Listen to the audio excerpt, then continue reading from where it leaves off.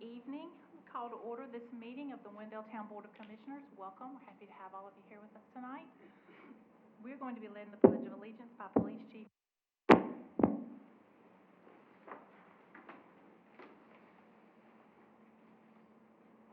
pledge allegiance to the flag of the United States of America and to the republic for which stands one nation under God, indivisible, liberty and justice for all.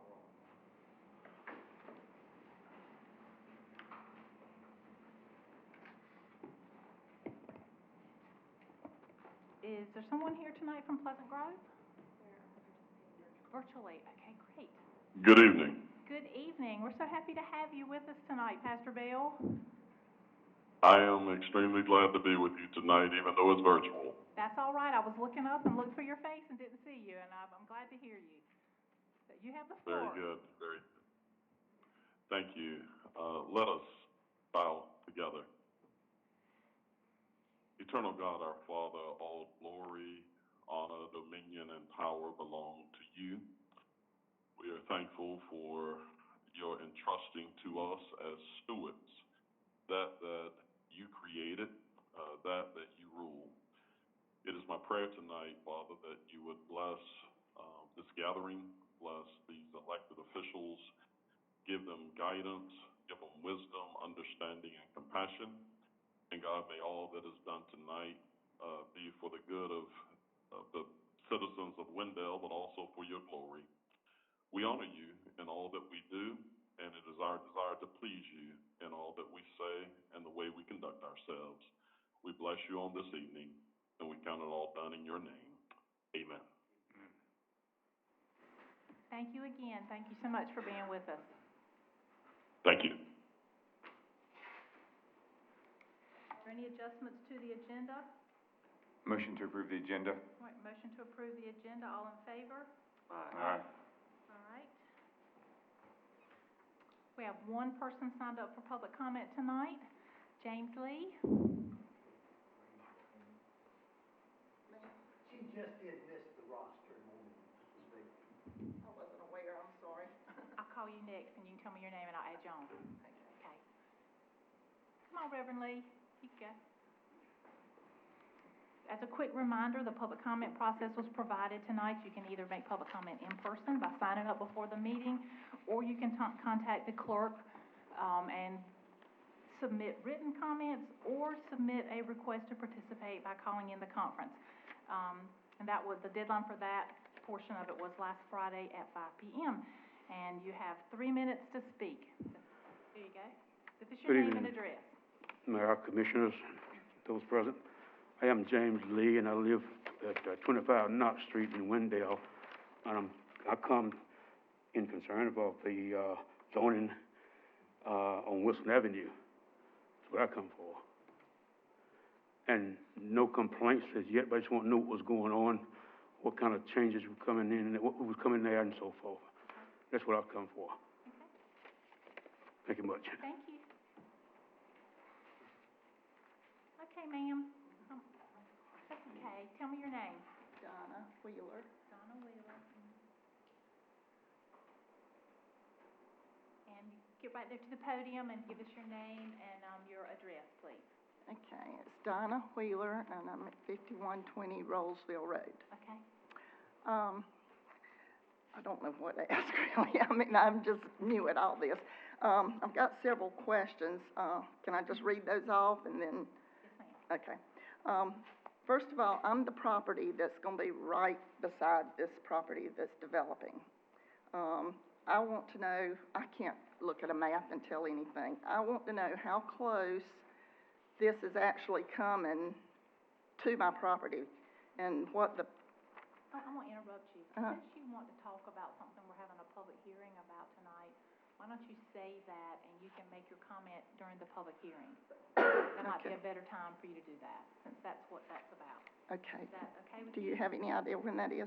It won't be but a few minutes. Oh, sure. Okay. Thanks. I'm sorry. No, you're fine. All right, do we have a motion to approve the consent agenda? So moved. All in favor? Aye. Okay, item number 4, recognitions, reports, and presentations. we're going to have a proclamation recognizing July 2021 as Parks and Recreation Month, and we're going to hear from Parks and Recreation Director Jeff Pulaski.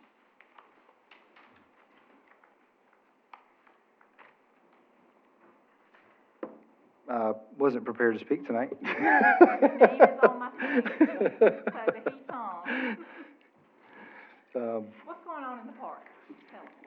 Actually, I'm fresh off the field. We are actually going on, having our regional all-star tournaments this week. I actually was gonna leave here to go back to that, but it was gonna be rained out as of Matt Driver's decision a little while ago. That storm actually dumped a pretty good bit of rain on our ball fields. We did have a little Yeah. surprise. Yes, this ma'am. afternoon. Yeah. All right, so I'm gonna take the heat off of you. So, the month of July is Parks and Recreation Month, and so I have a proclamation declaring it Parks and Recreation Month in Wendell. Whereas the Parks and Recreation programs are an integral part of communities throughout this country, including Wendell, and whereas our parks and recreation are vitally important to establishing and maintaining the quality of life in our communities, ensuring the health of all citizens, and contributing to the economic and environmental well-being of a community and region, and whereas Parks and Recreation programs build healthy, active communities that aid in the prevention of chronic disease, provide therapeutic recreation services for those who are mentally or physically disabled, and improve the mental and emotional health of all citizens. And whereas Parks and Recreation programs increase a community's economic prosperity through increased property values, expansion of the local tax base, increased tourism, the attraction and retention of businesses, and crime reduction. And whereas Parks and Recreation areas are fundamental to the environmental well-being of our community, excuse me, and whereas parks and natural recreation areas improve water quality, protect groundwater, prevent flooding, improve the quality of the air we breathe, provide vegetative buffers to development, and produce habitats for wildlife. And whereas our parks and natural recreation areas ensure the ecological beauty of our community and provide a place for children and adults to connect with nature and recreate outdoors. And whereas the United States House of Representatives has designated July as Parks and Recreation Month, Wendell recognizes the benefits derived from Parks and Recreation resources and the professionals of the Parks and Recreation Department that provide these public services to the residents and visitors of Wendell. Now therefore be it resolved by the Wendell Board of Commissioners that July is recognized as Parks and Recreation Month of the town of Wendell, duly proclaimed this the 12th day of July 2021, and it's signed by me. So this is a chance for us to thank you for everything that y'all do for us, which is more than I'm going to list right now, but we really appreciate it. The staff is just very excited, and we feel privileged to provide services to the citizens of Wendell and the outlying areas. And I think the citizens and those others that use our programs should really appreciate how hard our staff works and how much they really care about the programs and events that we put out there. I agree. And y'all have gone above and beyond during the times of COVID to make sure that you were providing services and doing things when it's been even more of a challenge. Yeah. So I really appreciate that. You know, I think the Parks and Rec is the jewel in the crown of Wendell. Yes, ma'am. Okay. Here is this. I can hang that up.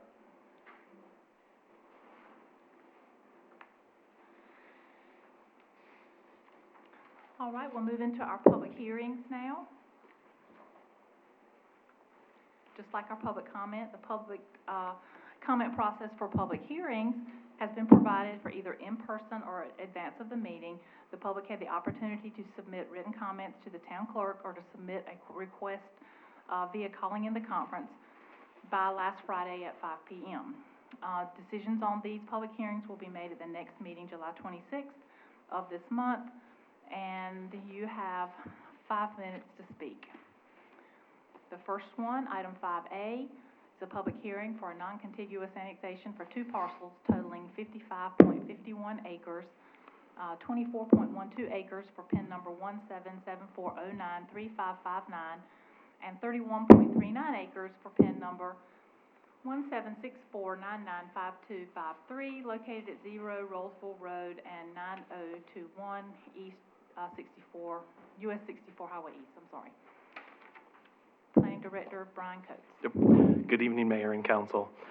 This first public hearing is one of 4 this evening from the Planning Department. We believe we are the jewel of Wendell. We love parks. I say that to every group. Oh. Is Mr. Pulaski gone? He is. Okay, see, y'all really are the jewel.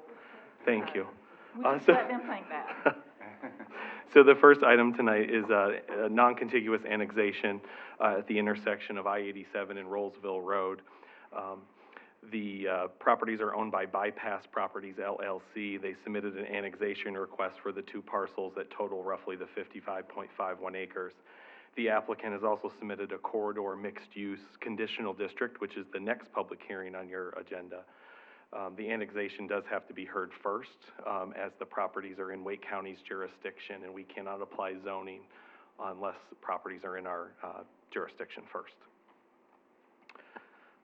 Currently, the zoning districts, you can see the majority of the site is highlighted here in purple, which is Wake County's zoning for highway district, which is a very common zoning for areas along major corridors in their jurisdiction. There's a small part residential 30, that's the yellow. That is a residential zoning district. The land is in our urban service area. It's eligible to be annexed, and it's in the town of Wendell's urban service area. Proposed annexation would require services from the town's police, public works, and parks and rec department if annexed and developed. Secondary service impacts would be incurred by other town departments such as planning. The property is already served by the fire district. Water and sewer are readily available to the property and provided by the Wendell service area by the City of Raleigh Utilities Department. Impacts are dependent on the use, density, and design of development and subject to approvals for utility allocations and land use. I can field any questions that you have, but we are requesting a public hearing this evening that would be voted on at the next meeting. Okay. Let's open the public hearing. Are there any questions from the board?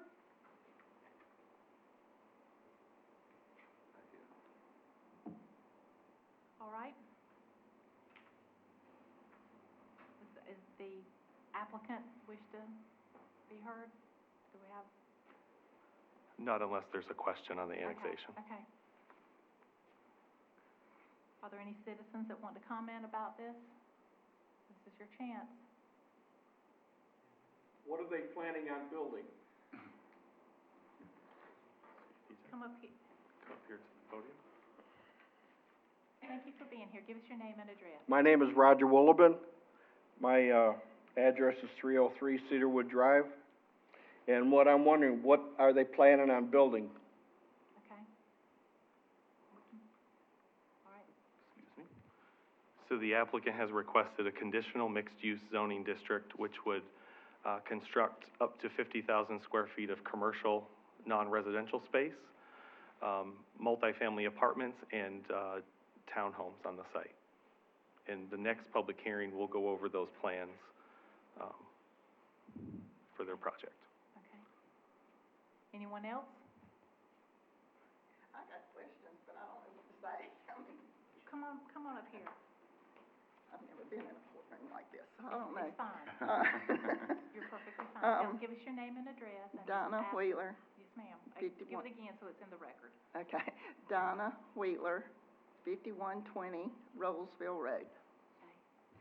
Okay, like I said, I am the property that's right at the corner of where they're going. Okay. I don't understand maps, I don't know how close they're coming or whatever. My concern is, I mean, this has been private area for me for 18 years. And with this coming in, you know, it's gonna be a different ball game. And I want to know how close they're coming to me, and if I'm gonna have a buffer, what kind of buffer, you know, and also I've got a concern about the traffic. You know, with all these units coming in, that's more traffic, plus we got East Wake High School across the street, plus Wake Tech's coming in. What are they gonna do with the highway? Are they, I mean, I don't know, they probably have to go through DOT or whatever, but are they gonna take my property and widen the road? You know, what's to be expected really, other than them just building what they're doing? And my other question, I don't know if this is concerning this or not, but Since they're getting rezoned, what does it take for me to get rezoned?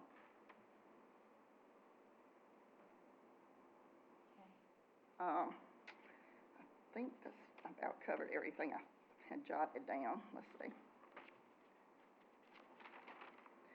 Okay, I mentioned that, traffic.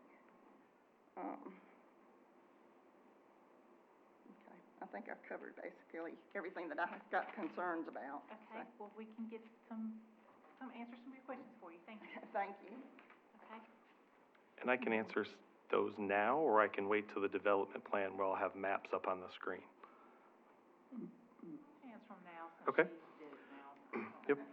Brian, when you're walking through that, if you wouldn't mind just walking through the annexation process versus the conditional use and the different stops we're gonna have, just so everybody understands. Yeah, so the parcels currently are in Wake County's jurisdiction. Therefore, an annexation has to be acted upon first, because we can't zone property if it's not in our jurisdiction. Properties in our ETJ you can approve the development plan, then the annexation. But in the case of this, is with Wake County's jurisdiction. That's why this is coming first tonight. Yes. This is the Yep. application. Yeah. And the conditional district is their development plan, their preliminary plan, that if approved by this board, would then go to construction drawing phase, which would need to get approved by all of TRC members, so like Raleigh Utilities, Wake County for stormwater and erosion control,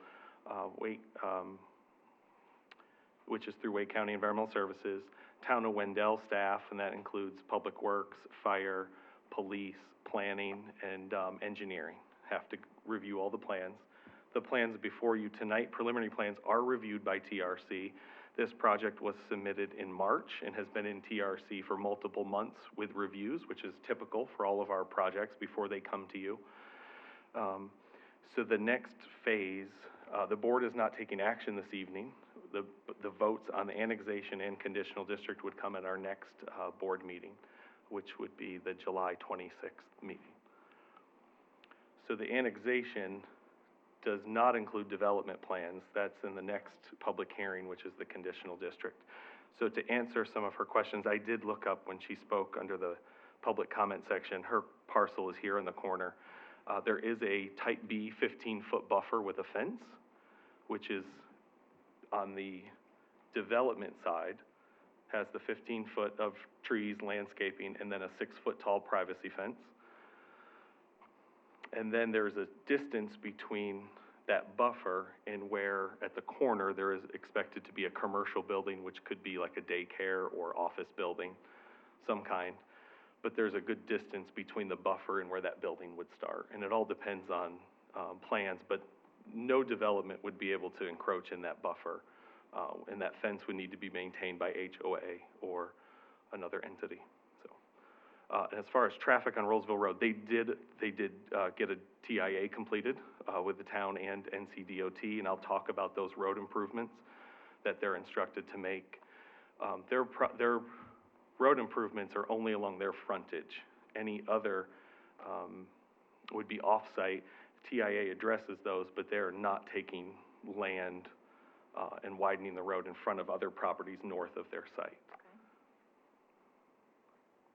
And then just in general, can you explain to the lady that to be rezoned, she would Oh, have yeah. to apply to be rezoned? Yep. No one's going to just come rezone her. Yes. Yeah, your property is currently zoned R30 with Wake County, which is residential, 30,000 square foot lots, single family. If you wanted to be rezoned in Wake County, there is a process you could petition for a zoning change. You could also, because there are utilities nearby and you're in our urban service area, you could petition for a rezoning and annexation with the town of Wendell as well. And you could go through a rezoning. I think your frontage is along Roseville Road. Yeah. These So, things would all be driven by her. yes, by her, not by anyone else. That's correct. Yes. I think we covered everything. Are there any other questions? Thank you, Brian.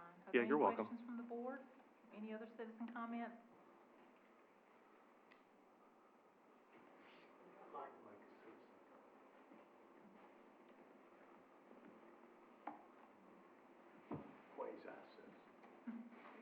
address. My name's Andy Gay.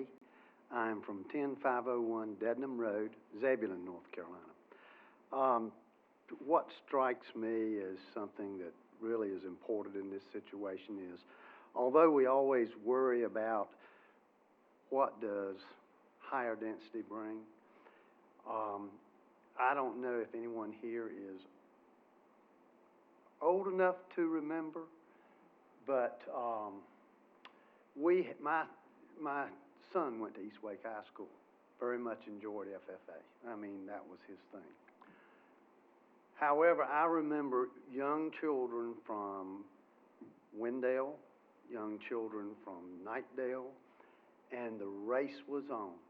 When lunchtime came or they had a break, how fast could I get to Wendell? How fast could I get somewhere where there was maybe just a hamburger? And we lost some of our citizens due to that. Some of our citizens lost their children due to that. I know of 2 specific fatalities of families in this community. So that's the other side of some of these services that you do receive. What you receive is, in commercial, obviously there's going to be some amount of eateries that are going to develop, that are going to be there. No longer will a single mom or someone who is perhaps an employee of the school or an employee as a teacher for Wake County, no longer will they have to travel to get there. And therefore their families will be close by also. So I see it from a different angle, and that's coming from, I guess, having experienced growth and seen some of the positive things and reflecting back on the most horrible things that you can imagine, just because the bell rang and the kids, how long would it my son could tell me how many minutes it would take him and whoever he was riding with to start off with to get to Wendell.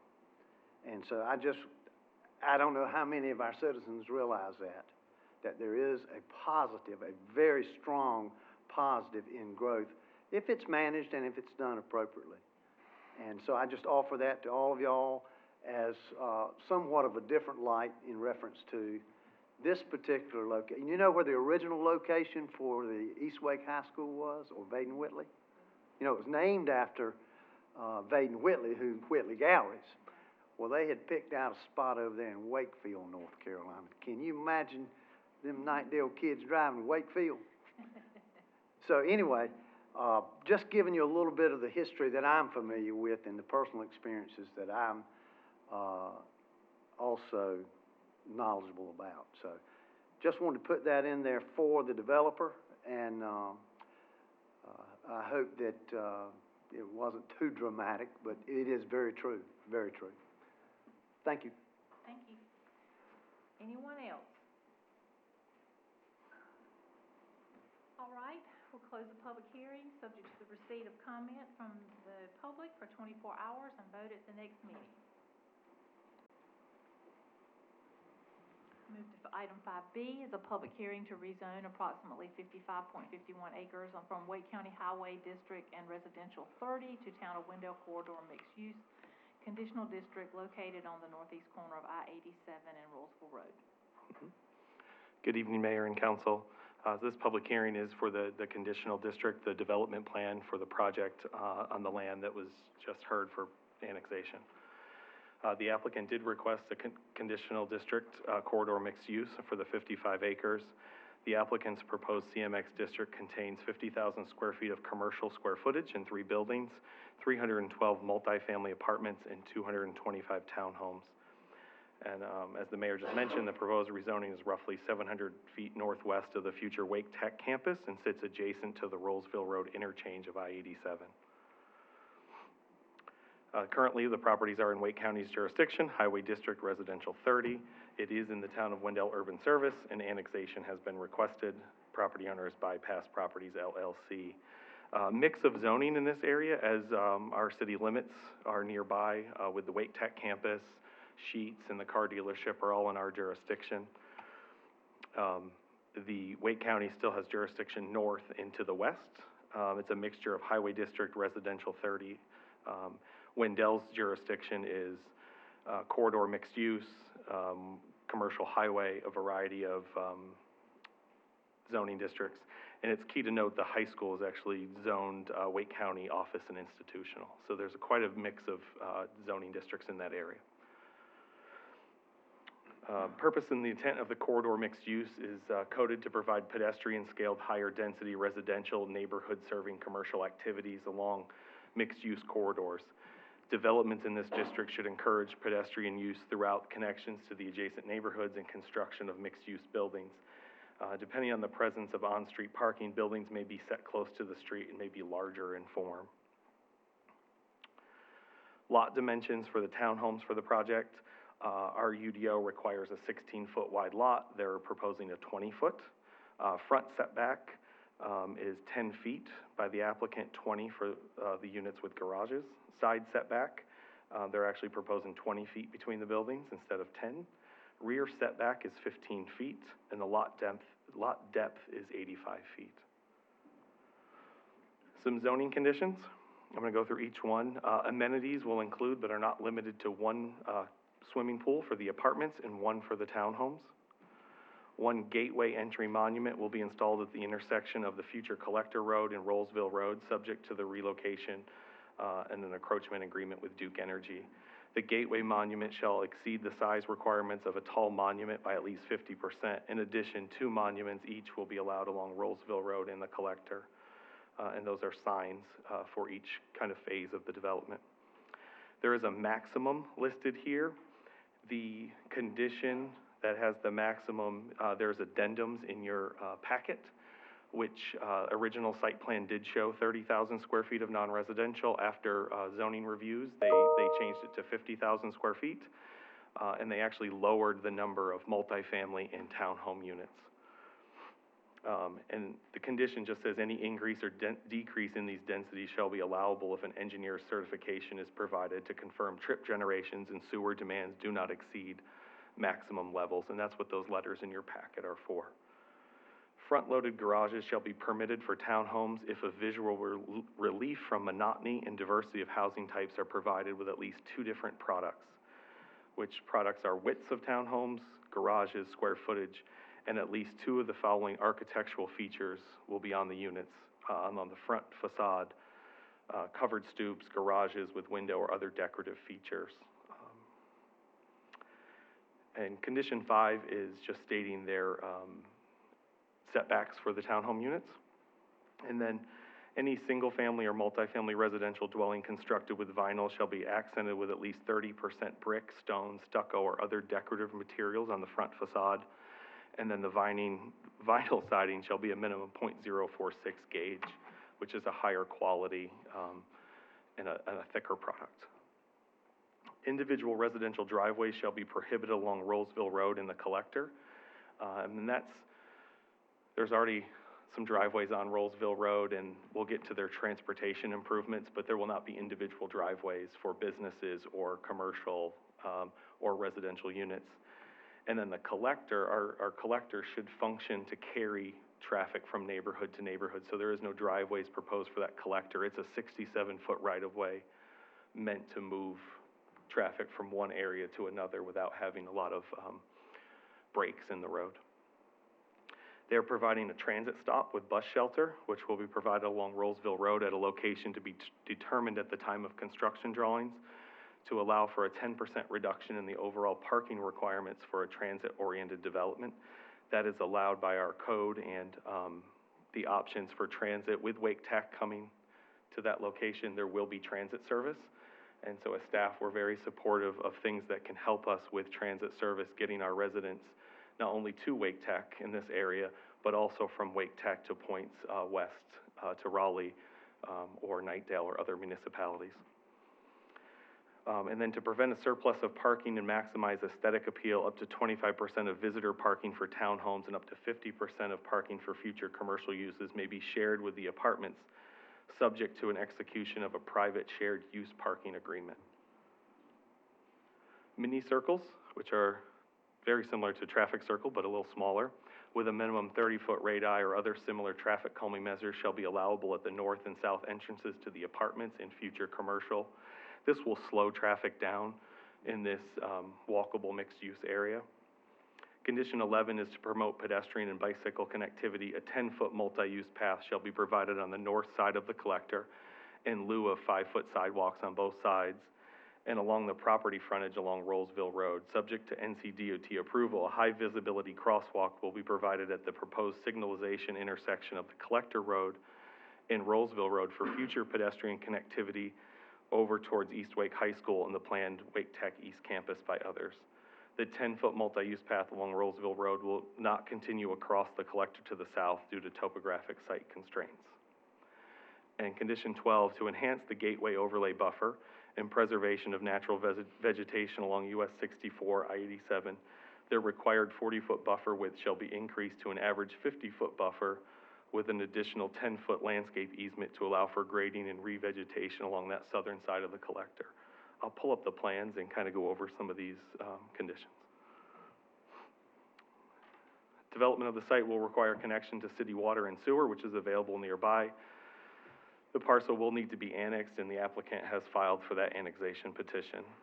Development phasing, the development will have 4 phases. Phase 1 includes some townhomes and a pocket park. Phase 2 includes the apartments with clubhouse, pool, dog park, 2 pocket parks, and a large community gathering space.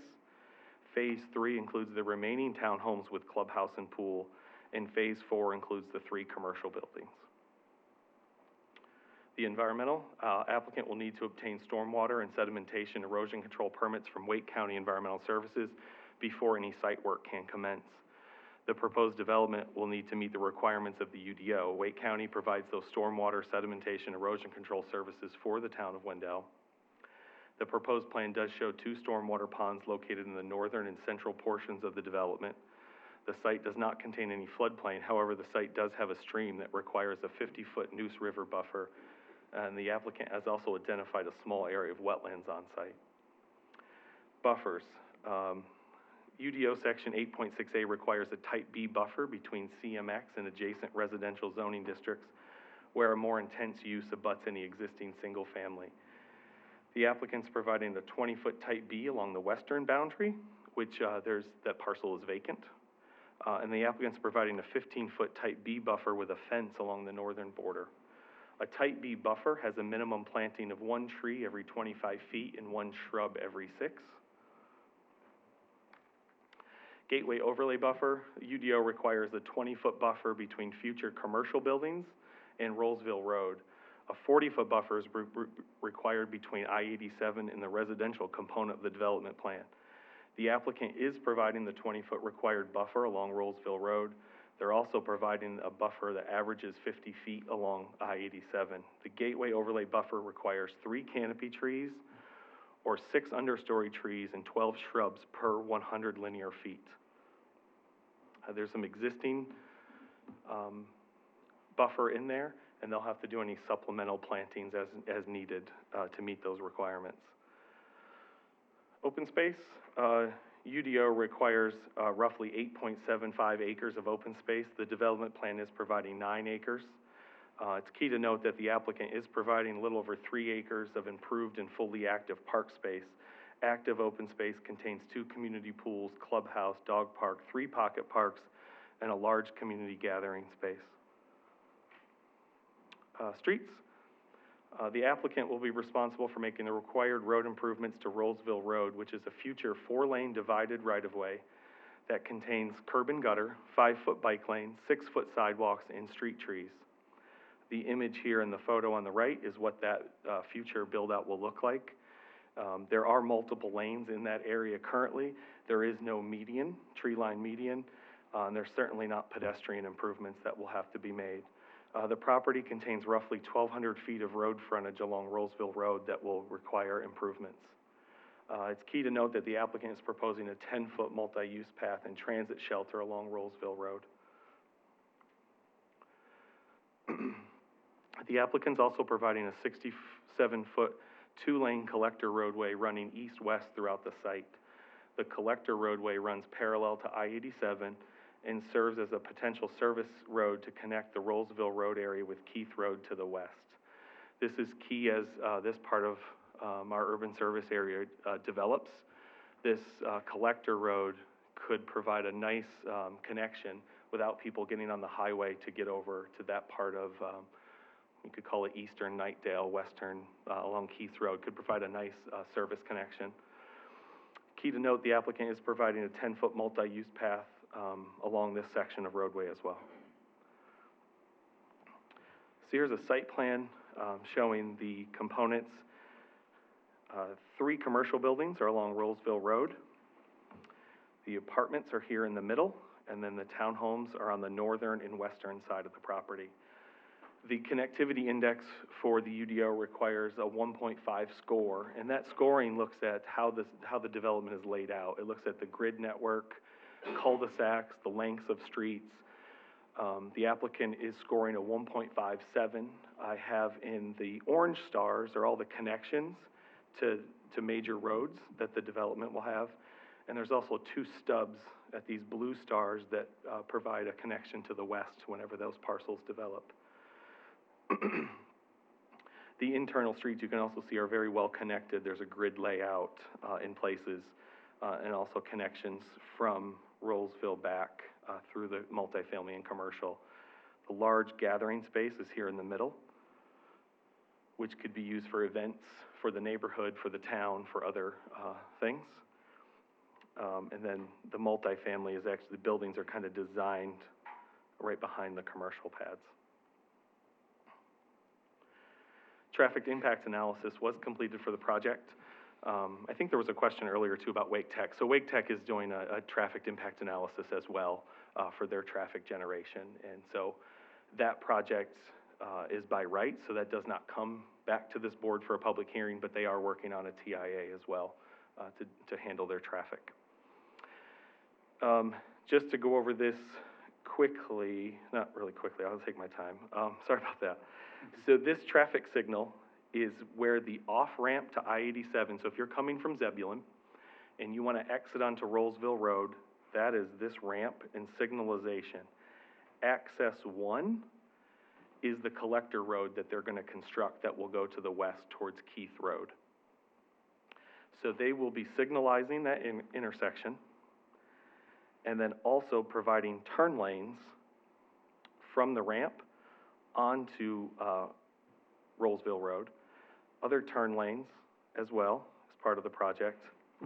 They'll also be doing turn lanes at the intersection of US 64 Wendell Boulevard and Roseville Road. So those turn lanes that from Sheets onto Wendell Boulevard will be extended, and then the turn lane from car dealership onto Roseville Road will be extended as well. Any questions on the TIA? Brian, just make sure I'm looking at the right place. The signal you have there at the top of the map, I'm looking at the, I know you just were there with the master plan picture. That would be more on the south side of that development, is that correct? Yes, so the signalization will occur right here. Right there, okay. They'll also be doing entrances and turn lanes at some of these other intersections, but they were minor in nature compared to, so I just used the image of the other portion. Because the traffic improvements, signalization, and the large turn lanes down at Wendell Boulevard and Roseville Road are significant improvements to that intersection as well. Okay, so that collector street on the bottom, that lines up with the exit to the off-ramp from I-87? It does, yep. Thank you. Yep, you're welcome.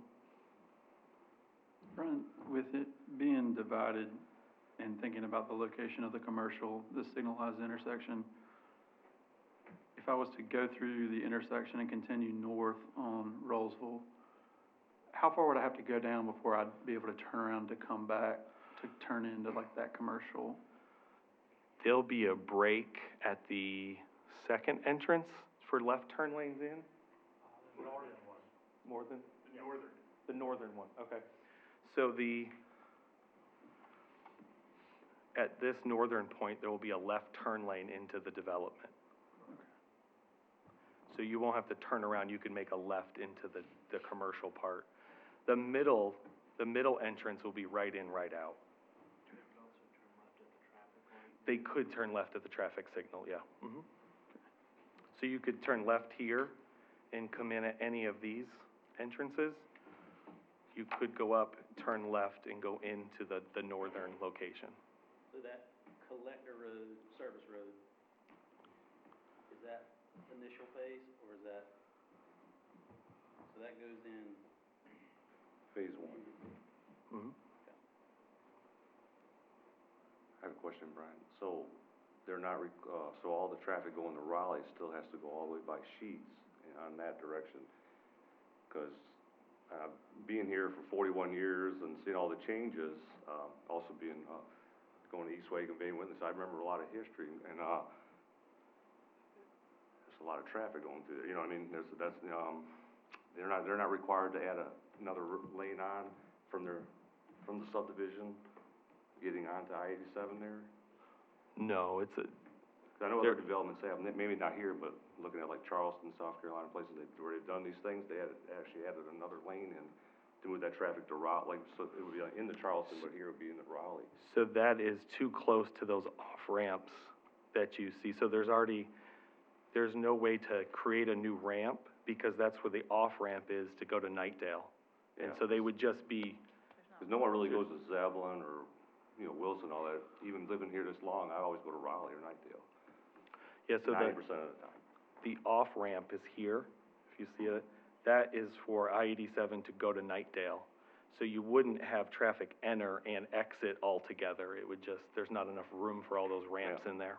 Okay, just quick question. Commissioner Tarnaski, a point to the collector, and a reason staff was requesting the collector is as the adjoining properties develop in time, the planning director mentioned that we are able to connect that collector road to Keith Road. At Keith Road, you're able to get on 64 and go towards Raleigh. So it provides an alternate route that doesn't require going down to Roseville Road. You'll be able to turn right at this light, take the collector road to Keith Road, and then be able to cross across 64 and get. That's connecting at this time, so. Not at this yet? time. They can only do the improvements on their property, not on the Knott's properties that are adjoining. But this enables that connection to happen in the future. That's the transportation planning part of it for future development. Okay. Thanks. Yep, you're welcome. The Wendell Comprehensive Plan does highlight this area as an intended growth sector, which is typically within a half mile of a high-capacity regional thoroughfare, such as Wendell Boulevard and US 64, I-87. Appropriate development types are higher density mixed-use centers of employment, commerce, and residential. Appropriate uses are single-family, multifamily, neighborhood-serving commercial, civic, and industrial. The area is also classified as a village/town center, which is mixed-use activity centers with employment, commercial, that attract people from beyond the immediate neighborhoods. These centers are appropriate for the area's highest density housing. The area of these centers is basically a half-mile, typical 10-minute walk on a map. The village town centers are envisioned as locations for regional, commercial, and employment, as well as higher density housing. The proposed development on the site meets these appropriate uses. Planning Board at their June 21st meeting, the Planning Board voted 6-1 in favor of approval of this rezoning request. It is key to note, statement of comprehensive plan consistency and reasonableness. The requested zoning map amendment is consistent with the uses outlined in the Wendell Comprehensive Land Use Plan for the S5 sector, and is reasonable that it supports Principle 6, provide a range of housing opportunities, including upscale, senior, and downtown living. Principle 3, also increase downtown and in-town retail, dining, and residential options to hopefully continue the tradition of local business.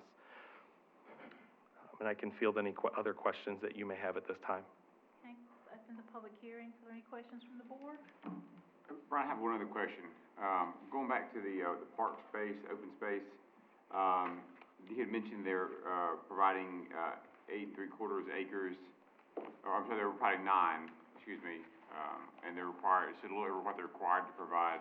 It says they're also providing the 3.29 acres of improved. Is there a requirement on that part of what they're supposed to have? Yeah, actually, they're well above the active and improved space, and that's, most of our developments don't have that much active space for 55 acres. I mean, it's 2 pools, a clubhouse, dog park, 3 pocket parks, and then a large gathering space. So it's significant active space.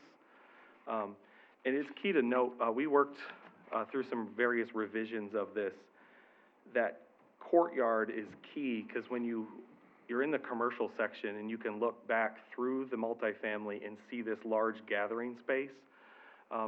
Very similar to what you might see, lesser of a scale, but kind of at North Hills, where there's that outdoor space that's near, like in the commercial and residential area. Very similar space and size. It's significant to hold events. It could be, you could easily host someday, if they wanted to, like a farmer's market or, you know, pop-up areas. You could hold small concerts there. And so there's a lot of things they can do in that, with that large gathering space.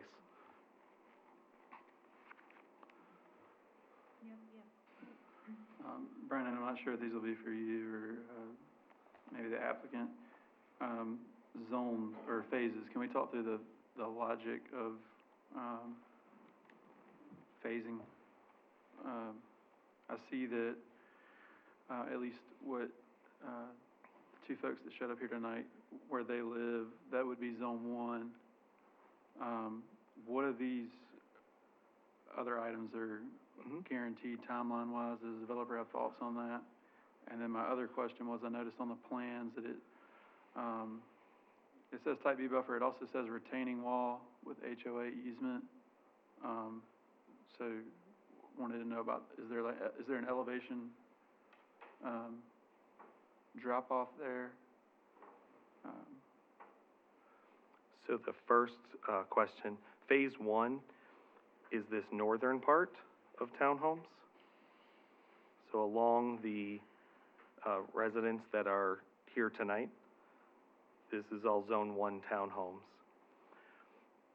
Zone 2 is multifamily, is phase 2. Phase 3 are these townhomes. And phase 4 is the commercial, which is along Roseville Road. Infrastructure, collector, water, sewer, and all of that is, will be there for the entire site. As of last conversation we had, they do not have tenants for this commercial.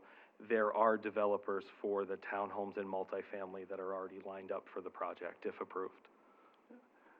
Have they indicated their timeline as far as phasing? Is this truly a 1, 2, 3 approach? I know sometimes we get developments that kind of do multiple phases at once, and some that truly believe that this is going to be a phased process as they can do it. I'll let the applicant answer that. The applicant does have a presentation. Yeah. Yeah, I was gonna get to that. Okay. All right, let's take the applicant.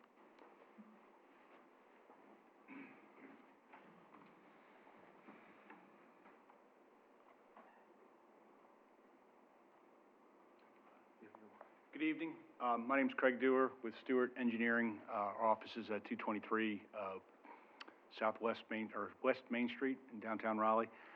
Here with me tonight is Matthew Evans. He's our Associate Director of Design and a resident of Wendell, and very much helped me take my little sketch plan that I met with Brian about a year ago and made it to what it is today. So a lot of input from our studio on making this a great space. Also with us is Bahung Wan with VHB. He's our traffic consultant, so any questions you specifically have on traffic, he can answer them. But I just wanted to quickly, first of all, I wanted to thank, been working with, like I said, working with with Brian for over a year, working really in the details of it since the beginning of the year. We did submit, I think, in February, not March. So we've been working at this a while. All staff has been great to work with on this. I just wanted to quickly kind of give you kind of the big picture. I mean, you kind of heard the nuts and bolts of it, but I just kind of want to give you what the development team thinks about this project. Big picture-wise, this property right now, I think the tax revenues are about $6,500 for this property. So after development, this property is gonna generate $650,000 worth of tax revenue for the town. So I know that that's a big budget issue. I know that there's services that you guys are trying to expand upon, so I'm confident with this development that, we are going to very much pay our way and help the town provide the services in this community, not just for us, but throughout the community. We spent a lot of time working with staff and DOT, in our layout to mitigate some of the traffic concerns. I can't tell you we solve everything as it relates to the high school. That's a pre-existing condition I can't solve. But, we did absolutely do a traffic study concurrent with Wake Tech, so all the traffic and all the development going on is being looked at together. And, we have committed to some relatively substantial improvements in terms of the widening along Roseville Road, improving some of the turn lanes that are out there right now. Like the turn lane, for example, the turn lane going into Coyote Drive for the plant is really not a turn lane, it's kind of just a taper. So we are going to very much improve the capacity of Roseville Road with our improvements.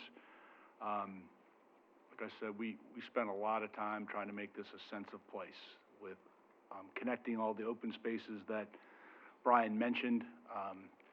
We reorganized the site about 16 times to try to hit the sweet spot. Spent a lot of time trying to make sure we had connectivity with our pedestrians and with bicycles and townhomes to apartments to commercial. We've also spent a lot of time trying to make sure we're preserving as many trees as we possibly can. The site does have topographic challenges, Commissioner, and yes, there's going to be retaining walls, but those retaining walls are being built to preserve some of the natural areas, preserve the areas at the back of the existing neighborhood to the north. One positive thing that we shared with all the neighbors when we had our neighborhood meeting several months ago, we did show some perspective views on what the buffers look like, how far houses are apart. There's a pretty big topographic change. We're going to be much lower than them. So between some of the houses are closer, some of their houses are closer to the property line than others. Some are 40 feet, some are 80 feet. Our homes are going to be 30 feet at least away from the property line. So I think it's going to mitigate things pretty well. And we spent a lot of time, particularly since we wrapped up the master plan, and trying to tighten up some of our stormwater, getting our stormwater ponds to be providing the best water quality that we can possibly give, and reduce a lot of the wetland stream impacts to a point where we're optimistic where we may not have to do mitigation at all because we've been able to minimize it. I know these are just some quick talking points that we've already gone through. The reason I wanted just to mention these is whenever you offer conditions, you're offering conditions to try to make the project better. There's give and take, there's flexibility, but we very much wanted to put these conditions in there. A lot of these we offered, a lot of these were conversations back and forth with staff. But each of these conditions are providing or making this project better, making it a better place to live, a better place to navigate. So I think you guys may or may not have seen, I know we sent out to each of the commissioners this illustrative version of the master plan. So this reflects, I'd say, 99% accurate in terms of what we're currently working on, in terms of the detailed plans, but this is an accurate depiction of what the town or what this community will feel like. One of those 1%ers in that bottom left-hand corner, we've actually met with the Knott property owners, and they've issued a letter of support to this project. Their only question is where we kind of have the road twisting up, they wanted to kind of continue it so that collector street can then follow along and continue the way the town envisions it, but without impacting the future developability of his property. So that was his only concern. And after we shared with him that we're doing that, he wrote us a letter of support. But hopefully you guys can recognize some of the pedestrian connectivity between the buildings, We have a boardwalk that's going from north to south to allow the townhomes from the north that are on the other side of the stream to connect to a dog park.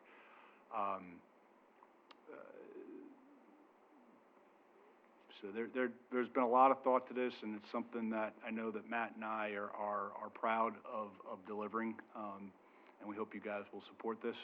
At this point, I'm going to turn this last part of this presentation over to Matt before you guys ask questions. He's going to give you a look into what we have worked with the development team on what the Gateway Monument may look like. Thanks, Craig. Hello, everyone. I'm Matt Evans. Again, as Craig mentioned, I'm a resident of Wendell for about 2 years, it feels like, maybe less of the COVID thing. I lost a year somewhere in there, but I think everyone's kind of recovering. But yes, I'm really happy to be part of this project and to be working with Craig on this project. And because, you know, change is tricky. You know, as we grow as a town, we want to make sure we get it right. And because this is part of who we're becoming, right? And so the big priorities that we've set up for us as a design team to partner with the developer and with the town is to make a really great community and to support the larger community by creating, you know, lots of public open space, creating ways that people can get in and out of that public open space, whether it's by walking or with a bike or other ways that maybe if people are, you know, challenged with mobility to be able to move throughout this project. So it was a big priority for us to make that interconnected sense of neighborhood. The other thing that we're trying to do, and I want to reference here when we look at the monument design, was to have a reference to Wendell's agricultural history. So the monument that I'm going to talk about is at the intersection. We have a signalized intersection. It's also at the top of a ridge, so it is one of the higher, I think, the high point of the site. And let's see if I can do this right. So I'm going to zoom in here on the aerial on the left. I have this little blue dot. That shows kind of where it is with current conditions now, and you see, you know, Roseville Road. And then on the site plan, zoomed in a little bit farther, this shows the new intersection of Roseville Road and the Collector Street. And the Gateway Monument is right here at the corner. It's set off from the street a little ways. I believe it's about 65 feet to allow for the multi-use path, the 10-foot multi-use path to wind around and allow space for planting and also allow for better visibility around that intersection. So here we have a conceptual rendering of our concept design for this monument feature. And I'll read here the little paragraph that I put together to try to capture some of the ideas that we're putting forward today. The entry monument at the Glennon is a landmark element inspired by Wendell's rich agricultural heritage. And it draws its architectural character from the structural design of historic barns and agricultural buildings. The tower is composed of a heavy timber structure that rests on a masonry and natural stone base with some integrated signage using, I think we're looking at self-weathering steel, like a Core 10 steel. Within the tower, we're planning on incorporating a sculptural symbol and lighting that you can see from multiple sides. The structural design that we're looking at would you know, take a really cool feature, which is called the scissor truss, and combine it to make a 3D, something really interesting that you can see from multiple sides. And we think that this is a way of kind of referencing that past without being really literal about it, creating something that's not just specific to the project, but kind of shares the space with the town. All right. Any questions? Any questions from the board? There are additional questions, but they're not so much about the monument. Can someone from the development team speak to the difference that there's 20-foot western buffer versus a 15-foot northern buffer? Brian can clarify this, in the UDO, the UDO allows a reduction in the 20-foot buffer to a 15-foot buffer if you put a fence. And in my experience, when you put a fence, particularly when you're trying to buffer a neighborhood, most buffers, whether it's 15 or 20 feet, it more or less feels and looks like the same. It's the understory that doesn't exist because shrubs don't exist in the woods. So by putting in the fence, it's gonna provide the maximum privacy to the neighbors versus trying to throw in 20 bushes that are ultimately gonna die. So in my experience, it is more respectful of an adjacent property owner. To the west, since we're not really sure what's going on to the west, it was easier to leave it. Plus, we have some topographic challenges going out that way. So that's the reason we went that way, but it is an allowable, reduction of the buffer in the UDO, provided you provide the fence. I got it. Yeah, You got one? go ahead. Two questions, which I ask everyone is, road size in the development in front of the townhouses and everywhere else. What size are a road, like 25 feet, 27 feet? All the roads that are fronting all the roads within the townhome portion of the development meet, I think they're 52-foot right-of-way. I think they're 28-foot back-to-back in the town of Wendell. So it's it's a public street section that meets your, So it's the standards. minimum, they're not going 30 foot like our older roads or anything like that? No, I mean, our collector street is wider. Our collector street, I think, is a 35 or 36-foot back-to-back to have the wider lanes, but in the neighborhood streets, you don't So no want. parking's allowed, it's HOA, no parking on the streets, right? We're not planning for any on-street parking. All of our visitor parking, we have 3 visitor parking areas within the townhomes that are all off-street. Actually, I take that back. In the little leg that comes away where it's unloaded, kind of the top left area here, up right there, we do have some on-street parking there. So that's, how many sites about in the whole development for extra parking for get-togethers and family events when you wanna invite friends and I family mean, over? there's at least 25% 25%. of the, let's say I'm gonna use round numbers. If it's 200 townhomes, 25% of that is 50. It'd be 50 visitors. Sorry, I'm the engineer. I should know these things. So adding on all the, so altogether, there's gonna be about 200 parking spots? The majority of the parking for the townhomes is made up within their driveways and their garages, but the UDO requires 25% visitor parking. So we'll provide that, plus we have additional parking, down at the amenity. And then, the same correlation works with the apartments. We spent a tremendous amount of time in the apartments trying to balance the parking. In other words, get the parking convenient to each respective building, as opposed to put a sea of parking, because that's great, but residents they don't wanna walk 200 feet from their parking spot to their apartment. So we spent a tremendous amount of time trying to balance out parking on this. We found visitor parking can be challenging sometimes in some of these that have some high density, so I don't. Yeah, Holidays, special events, things. I'm sure. Yeah, I completely understand that, and You want the mother-in-law to come over for a birthday party, yeah. where's the family park, that kind of. Yeah, I mean, like I said, we've allocated some, and we'll look as we go into the more details. It's one of the things that's great about working with staff is if we can find, I've made some tweaks to this design, I've moved a couple of the stream crossings a little bit to try to save a little bit on environmental impacts, and if we can make it a little bit better as we go, we will. But right now, we're above what's required, and we'll stay above that, but if we can, every townhome developer would like to see more visitor parking. Otherwise, it becomes an enforcement issue. But we try to distribute it. There's 3 pods throughout. There's one in the north, one in the south, or one in the kind of next to the one pond, and one down close to the amenities. So we tried to distribute the visitor parking throughout, and I think it should work well. And at this point, while our zoning document is allowing for a trip reduction and allowing for shared parking, at this point in time, we haven't implemented any of that. Really, the concern there is we don't know exactly what the commercial is going to be.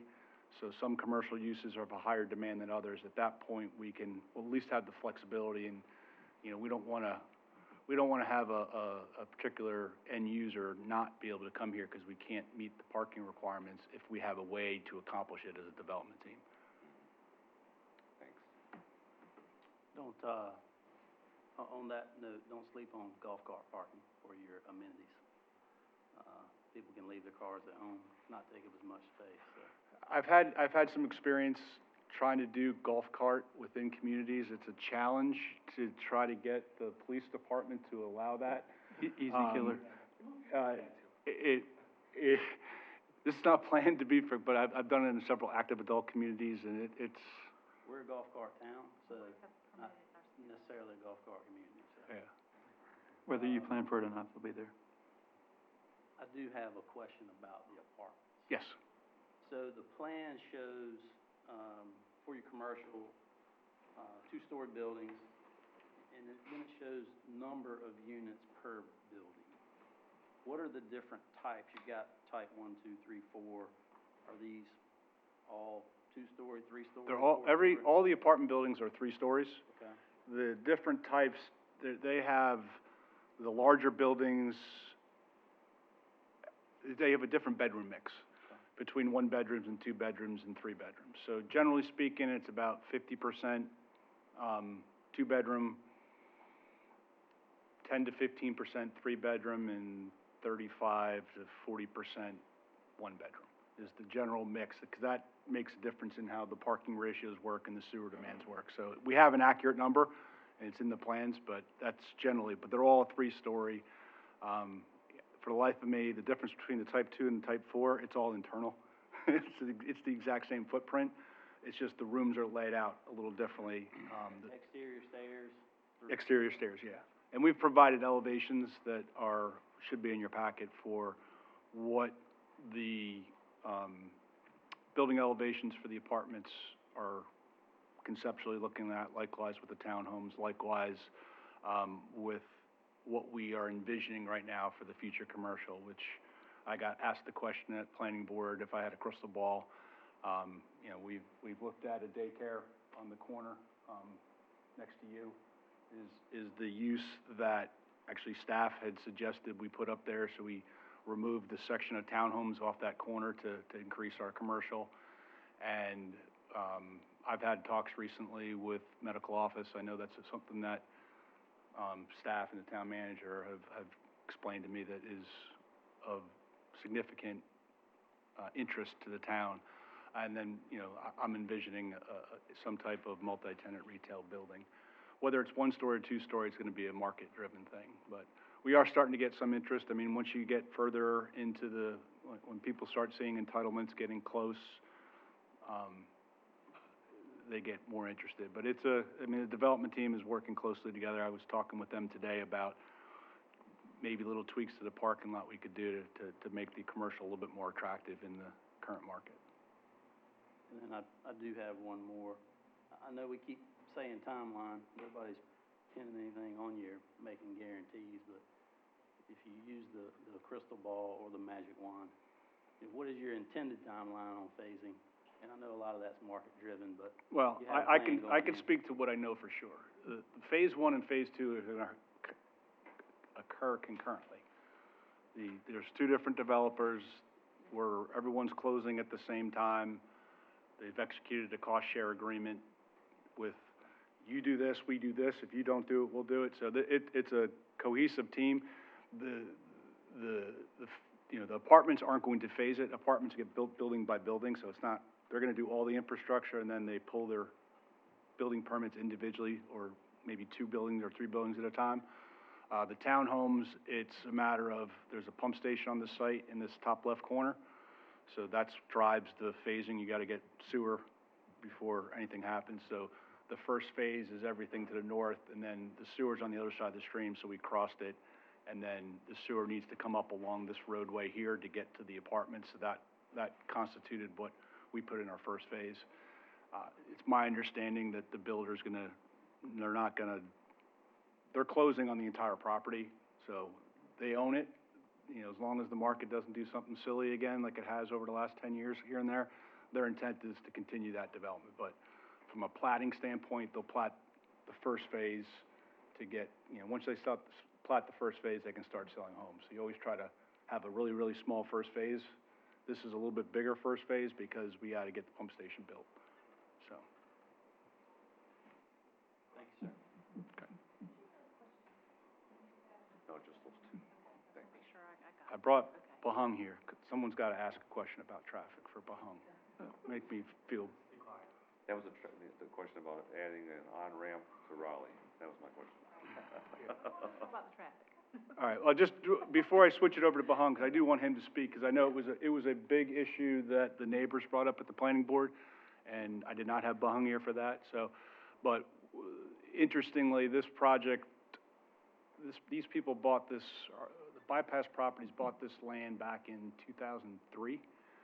So they've been trying to figure out what to do with this for almost 20 years. And back in 2005, when DOT made all these improvements, the property owner allowed DOT to waive the right to basically rebuild the service road that used to be there in return for getting back that corner, which is why we can connect where we are right now. So last month, DOT's board went back and officially approved the control of access brakes.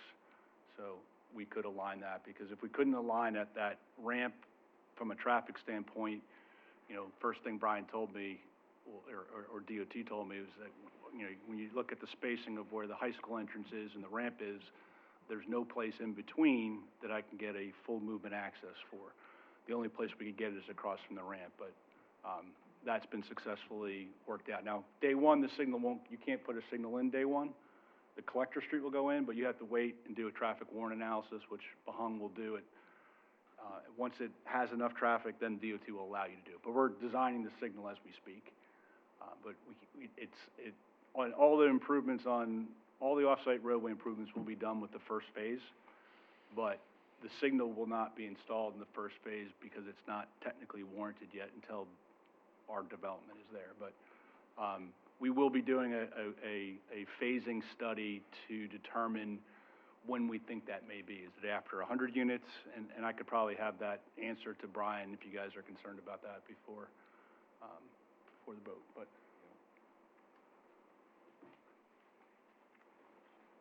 good evening.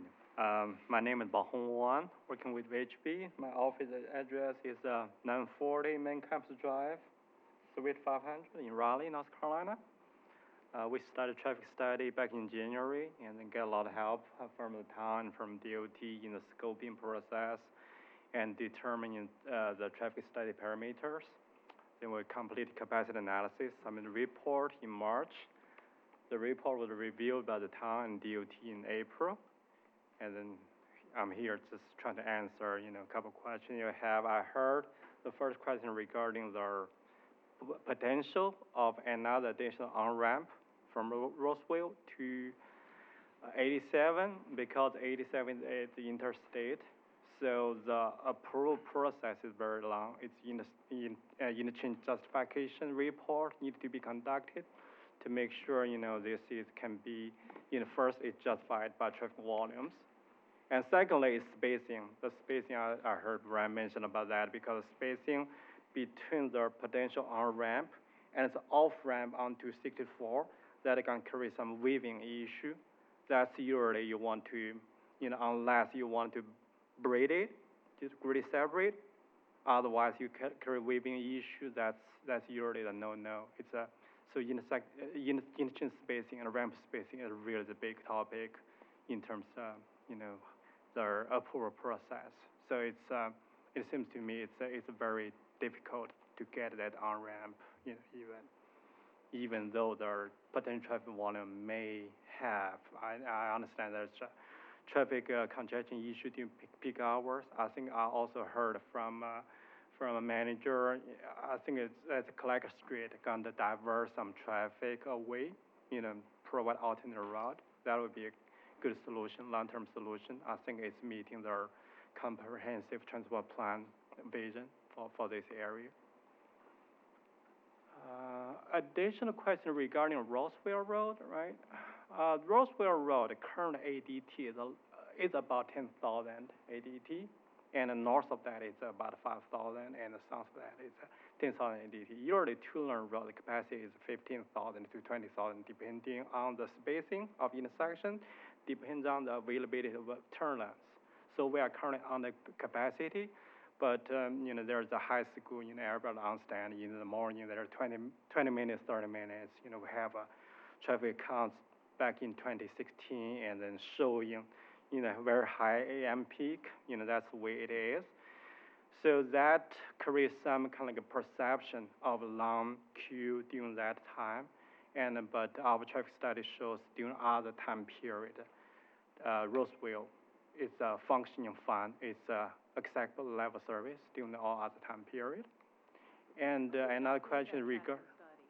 Excuse me, when did you do that? When was the traffic study done? The traffic study was submitted in March 10th of this year. I'm wondering about the impact from Eastway High School because school was not taking place during that time. Okay. The traffic counts were collected in 2016 because of COVID-19, right. And then we just couldn't collect data because that would be, so it's preferred by the town, preferred by NCDOT, and we use the historic counts to basically just make sure we are accounting for the typical traffic conditions. So we also grow traffic as well, so make sure, we can account for any potential growth between 2016 and 2021 nowadays.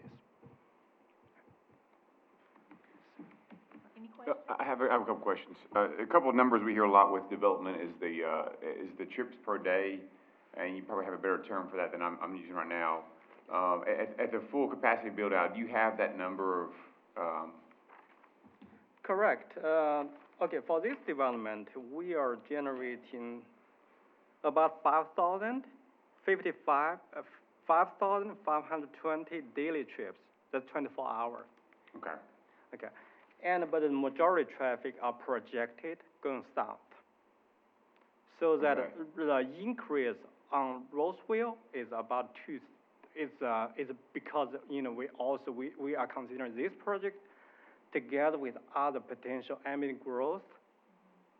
And so I talk about the 10,000 ADT along Roseville Road, and in the future year projections that 12,000 ADT is still below capacity.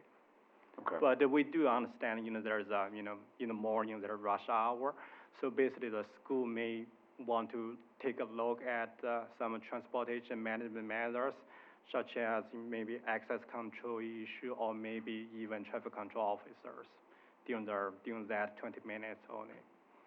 Thank you. Any other questions from the board? A comment before you close out, Mayor, and it's not related to the traffic piece. Certainly think that you guys have come up with a well thought out plan, particularly the Collector Street. I know that was a hard, certainly you guys have come up with solutions that I would have never thought of. And I agree that you're very close to it. What I would say to you is that we heard uncertainty out of Ms. Wheeler earlier this evening, and it seems like I've been watching her furiously take notes as everyone talked. I would certainly appreciate, before you guys leave, making sure that y'all connect. I certainly understand we're going to wait 2 weeks before we hear this again, but I would hate for Ms. Wheeler to come back in the exact same predicament in 2 weeks, and I can certainly tell you that that would impact my vote. So just a comment on that. Any clarity, accommodations, or otherwise, I'm certain that our staff's always helpful to help folks be good neighbors. Certainly a goal of this board is to make sure that we get quality developments, but we also create relationships among neighbors when we have the opportunity. So I would certainly ask you guys to do that. And that's my only comment, Madam Mayor. Anyone else? I have one more question. I apologize again. Thank you for entertaining back and forth. When you were talking earlier about the drawings for the elevations on the apartments and the townhomes, I believe it was, and you used the term conceptual. Just from my understanding, when I see the drawings in a packet, and those are the conceptual drawings, in my mind, how much of an actual representation is that going to be when it comes to actually being constructed? Is this what we're going to see on the ground, or is this just a kind of a generic, kind of a... I would say that those are elevations from the project that this prototype building, they're same elevations for the same buildings. What may be different is they're working on, it may have slightly different color materials, but the look and feel of it's gonna be the same, but some of the colors may be a little bit different, but it's, you know, from this far away, it's gonna look identical. Is it gonna be absolutely identical? No, I mean, but they are working diligently right now, because once you kind of don't spend those dollars until you get further along. So, but that is representative, would be a better, that is a representative elevation. It will not be exactly that, but it'll be really close to that. And I think if, you know, that's why it's included in the rezoning. If all of a sudden we came back with something that was uber modern or something completely different, you know, Brian's gonna call us out on that, like, this is not consistent with that. Okay. So, one thing just to add to that, multifamily and, commercial buildings need to meet the UDO requirements. So there's requirements in our UDO without a conditional district, materials and a certain percentage of buildings that need to have, you know, brick, stone, other materials. The townhomes also have conditions, where it says 30% of the front facade have to have these type of materials. So when a building permit comes in for a multifamily building or a townhome, we have to verify that it meets the zoning conditions and the UDO before we issue any building permits. So, the concepts are in there for the townhomes, but if for some reason they decided to do more than 30%, it certainly, you can do that, but they can't do less than the zoning or our UDO requires when it comes to the materials. Now, on single-family homes, we do not have design standards. I understand, okay. So, so for the townhomes, we look at the conditions, and they have to meet that. Multifamily is a commercial building, and design standards that are in the UDO do apply for that and commercial buildings. Okay, thank you, Brian. Yeah, you're welcome. Appreciate it. Any other questions from the board? All right, I think we have a letter to be read in by the clerk that was submitted by a citizen.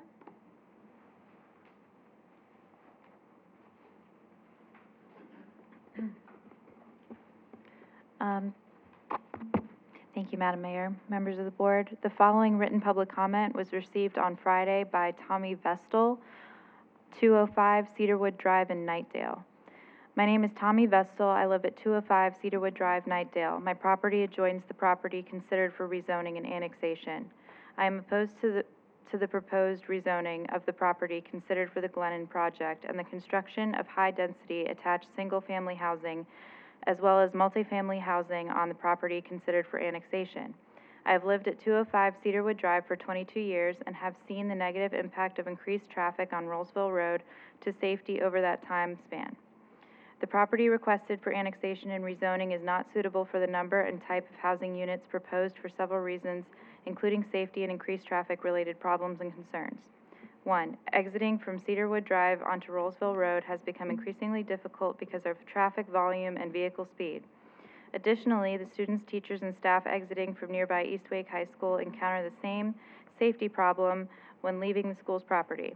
I have personally experienced many near-miss crashes at this and nearby intersections and witnessed others. I witnessed students making dangerous turns and other vehicular actions on an almost daily basis in order to exit from the school's property.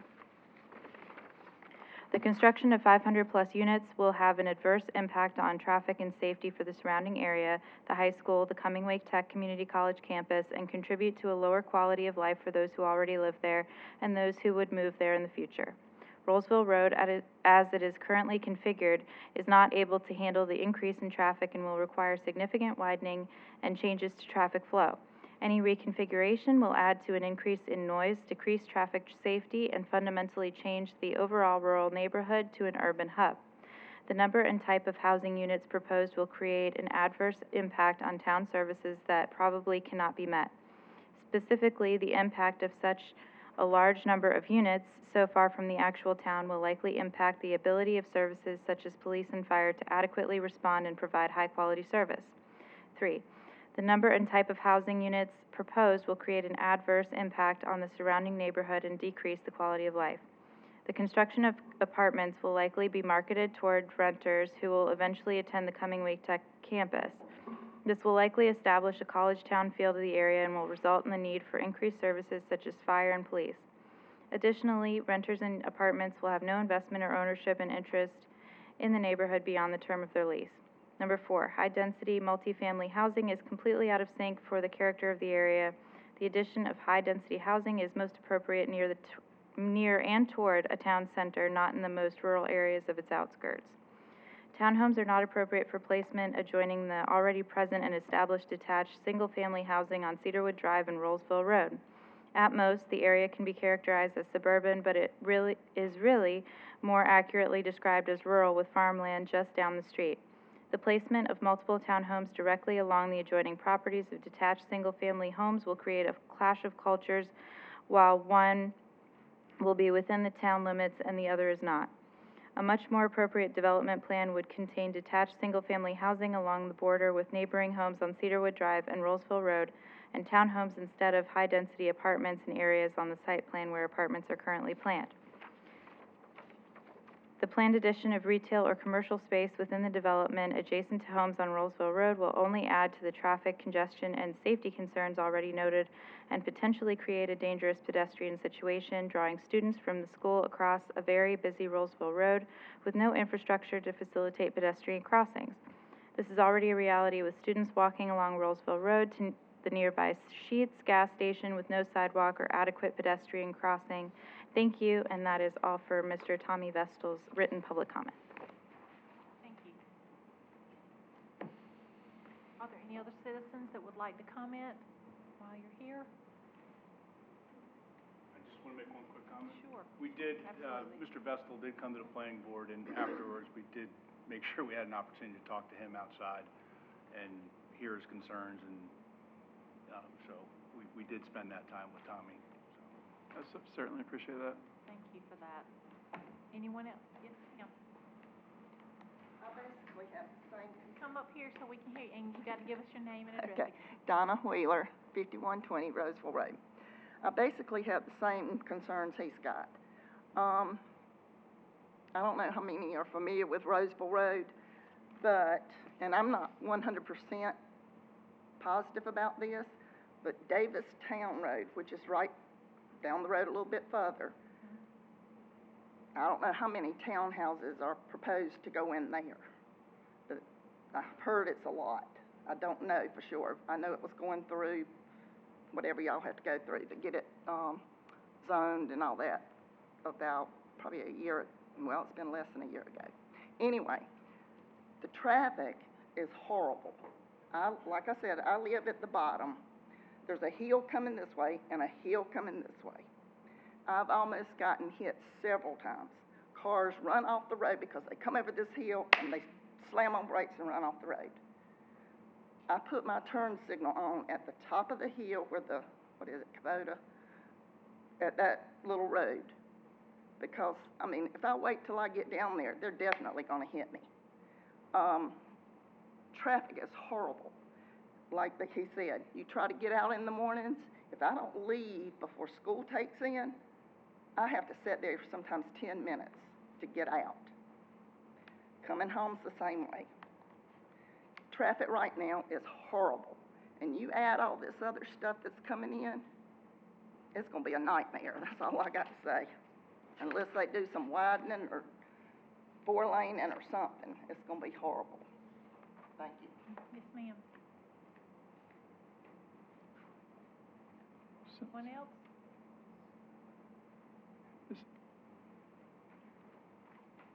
Can I just make one comment regarding traffic safety regarding Roseville Road? I think we did notice crash issue, the elevation change causing, this people speeding outside distance issue. I believe the installation of traffic signal will help address that, mainly because it's stop and go and also help people, you see the traffic light, it's automatic, you slow it down. So it's more related speed. I think the installation of traffic signal will help, first to get side traffic out of, into the main roadway. Also, it helps pedestrian crossing and also helps reduce speed. So that's one comment I want to make. Thank you. Anyone else? Mayor, I'll just add for Ms. Wheeler's concern, I know you mentioned Davistown and Roseville Road. That project is not, to the best of my knowledge, there's not anything currently active out there. That there was a vote had on that. So, I said I wasn't 100%. right. I just knew it was in the making. In your considerations, I just wanted you, while I had an opportunity to clarify that, did, and then I again asked the developer just to make every effort you can to make sure there's clarity and as much assistance as can be provided.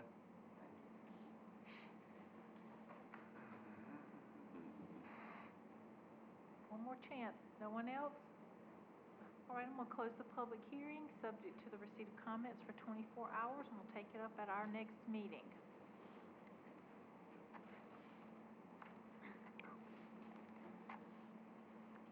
Item 5C is a public hearing on a rezoning request for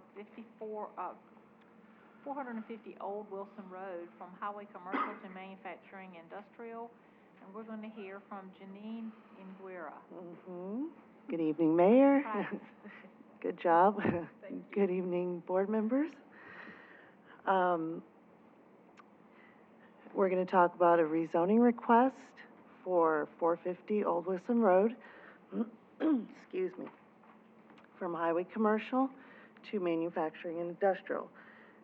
The applicant is requesting to rezone this parcel that's on the south side of Old Wilson Road.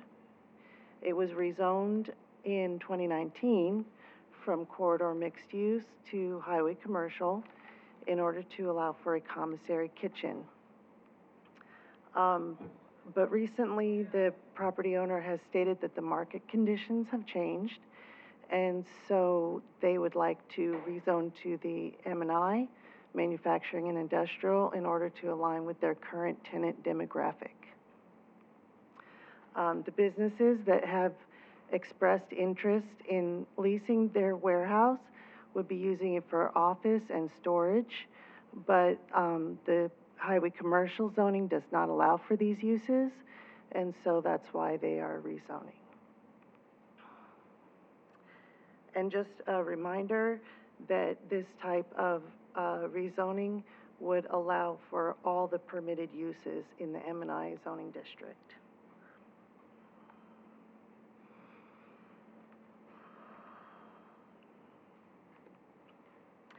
The area of request is 3 acres. It's within the corporate limits. It is currently industrial, and the proposed would be industrial. The applicant, Bo Brewer and Carnessa Otlin of Cool Hand Holdings, they're here tonight if you have any questions for them. The surrounding districts, we have to the north, institutional and commercial, zoning of CMX, residential, R3. To the south, to the east is M&I, and to the west is residential and commercial, NCCD and CMX.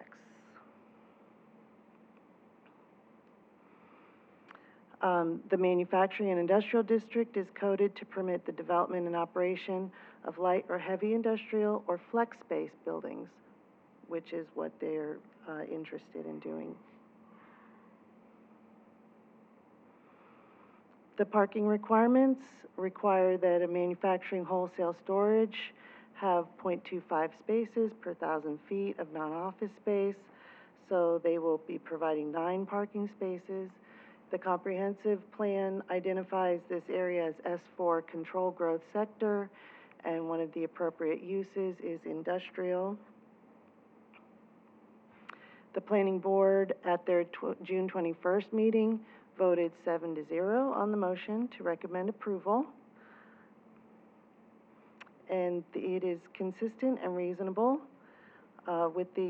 consistent with the recommended uses outlined in the Wendell Comprehensive Plan for the S4 sector, and is reasonable to be consistent with adjacent zoning districts. staff recommends approval of the requested rezoning applications, and I can answer any questions if you have them. All right, let's open the public hearing. Are there any questions from the board? Might actually be for the applicant, Mayor, but, Okay. I have a question about storage in office, like what exactly is definition of storage, but, perhaps they have a little overview presentation, maybe? They do not have a presentation, no. But if you would like to give a little bit of a explanation of what. Can you come up to the podium so we can hear you? Thank you. Hey, I'm Bo Brewer. Thank you. So inside the space, there's going to be 3 units. Just say each one's maybe 7,000 feet. So inside that space, there will be a little office, and its own controlled heating and air. And the rest of it's storage, and they can keep stuff in it. So it's just a little office within the big space.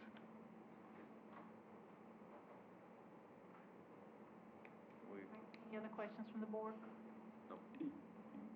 You're here, so I'll ask the question, and you certainly don't have to answer it. I understand there needs to be a change. Can you explain what you're trying to achieve, what you can't do right now? So I think that the biggest issue was they wouldn't allow storage. And I think when it was rezoned a year or 2 ago, I think we thought it was maybe, we didn't know what we were doing, and we thought it was maybe a more liberal usage of the space, and the initial opportunity that we were trying to develop didn't really pan out. And we've got some guys that really want to use the space, and part of their request is for storage of their equipment. And under the current guidelines, they want to allow storage of stuff, and one guy's got a bunch of metal forms, he wants to store it in there, and he's really like, hey, I'll probably be working out there 2 days a year.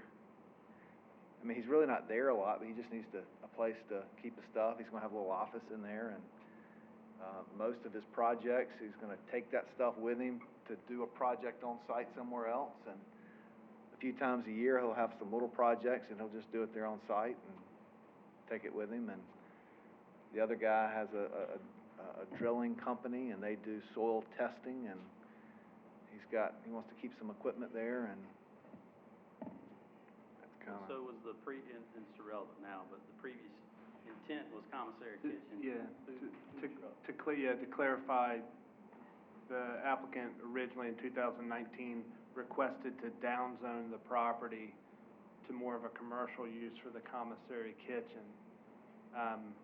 And based on what he just said, not understanding that would limit the broader uses if that plan didn't move forward. So he has potential tenant spaces that require manufacturing and industrial space zoning district, and so staff guided him to rezone to the district that gives him the ability to use the land the way he wants.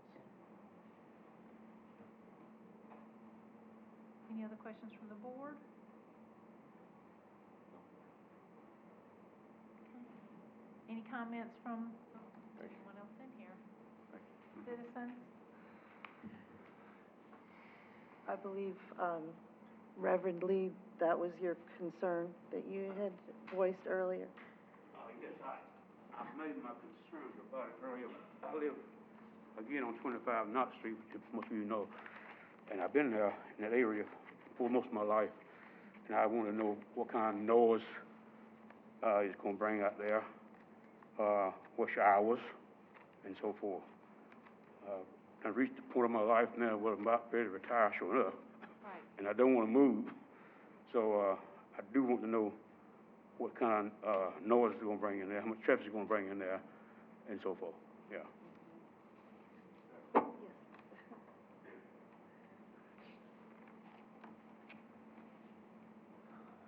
I'm doing this from memory, but under the current guidelines, the way the property is zoned, it says it's, I think one of the rules is 12 hours a day or within working hours.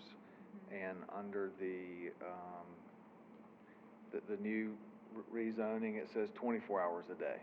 But the definitions between the two are very similar, other than 12 hours a day and 24 hours a day. And to answer your question, sir, there's not 24-hour-a-day operations there. There's no 24-hour-a-day operations there. One guy who's coming in there basically for storage of his stuff, he said, you know, we did 2 small on-site projects at our last location twice a year. He said, I hadn't been there in 12 months. And so I'd say he's going to be probably pretty quiet. And then the next guy, when I sent him a copy of a lease agreement, you know, there's some abandonment language around, you know, if you haven't been in the space and you abandoned the property, you know, he was concerned because he said, you know, we might not be there for 2 or 3 months. He lives in Florida. This is going to be kind of a northeast location. He's going to have an office in there. He's going to store some equipment in there. Periodically, he'll have guys come in for dropping off trailers and dropping off and replacing equipment. Currently, there's a guy who's got half the building who's doing some mill work, and they're there during normal business hours.